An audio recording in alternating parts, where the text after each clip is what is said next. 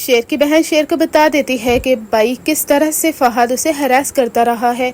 फहद की शादी शेर की बहन के साथ हो चुकी है, लेकिन फिर भी वो उसकी छोटी बहन पर नज़र रखे हुए है।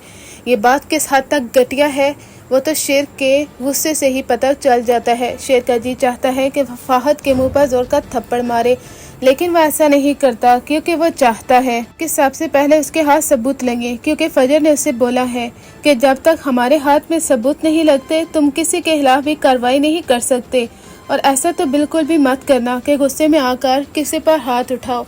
एक बात याद रखना मेरी, शेर तुम्हें अपनी माँ की खातिर सब लोगों से अच्छे तरीके से ही पेश आना होगा। जब तक हमारे हाथ सबूत नहीं लगते हमें यही रवैया अपनाना होगा। फजर कहती है कि तुम्हारे बाबा को इंसाफ मैं दिलाऊंगी, और एक बार याद रखना कि हम तुम्हारे बाबा को इंसाफ दिला कर रहेंगे। शेर कहता है कि तुम मेरे साथ होना तो कोई भी मुसीबत मुसीबत नहीं लगती, क्योंकि जिंदगी का एक ऐसा लम्हा जो मैं अब गुजार चुका हूँ, जिसमें मुझे जीने की कोई उम्मीद नजर नहीं आ रही थी, लेकिन जब तुम मेरे पास थी तो तुमने मुझे इन कातलों से बचा लिया। मैं इस चीज को कभी भी भुला नहीं पाऊंगा। फजर कहती है कि आखिर क्या हो गया है, कब तक तुम मेरा शुक्रिया अदा करते रहोगे। लेकिन शेर कहता है कि जब तक जिंदगी है तुम्हारी आंखों में एक आंसू भी नहीं लाऊंगा, और तुम्हें खुशियाँ देने की भरपूर कोशिश करूंगा फजर। यहाँ तक कि वो फजर को शादी के लिए भी कह देता है। फजर कहती है कि इस मौके पर शादी की बात आखिर है तो है ना, लेकिन शेर कहता है मैं तुम्हारे बगैर नहीं रह सकता फजर। मैं चाहता हूँ कि मैं तुम्हारे साथ शादी कर लूँ, और मैं सारी जिंदगी अब तुम्हारे साथ ही गुजारना चाहता हूँ। जब भी तुम दूर होती हो तो मुझे ऐसा लगता है कि कोई कीमती चीज़, कोई कीमती इंसान मुझसे छिन चुका है, और कहीं वो हमेशा से मेरे से दूर ना हो जाए।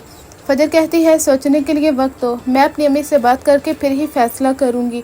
अब फजर अपनी वालदा से बात कर लेती है, और उसकी वालदा का फैसला यही होता है कि वो शेर के साथ शादी कर ले, क्योंकि उसकी वालदा कहती है कि तुम्हारे माजी को देखकर बहुत से लोग तुम्हें रिजेक्शन दे जाते हैं, इस वजह से कि तुम शादी वाले दिन भाग कर गई थी।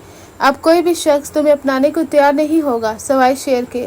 शेर ही तुम्हें अच्छी तरह से समझ सकता है फजर, इसलिए मैं भी यही चाहती हूँ कि तुम उसके साथ शादी कर लो। फजर कहती है कि अम्मी आपको पता है मैंने भी यही सोचा था कि ज़िंदगी में मुझे शेर जैसा शख्स ही मिले, और फिर देखें किस्मत का खेल, आज मुझे शेर ने खुद ही शादी के लिए कह दिया।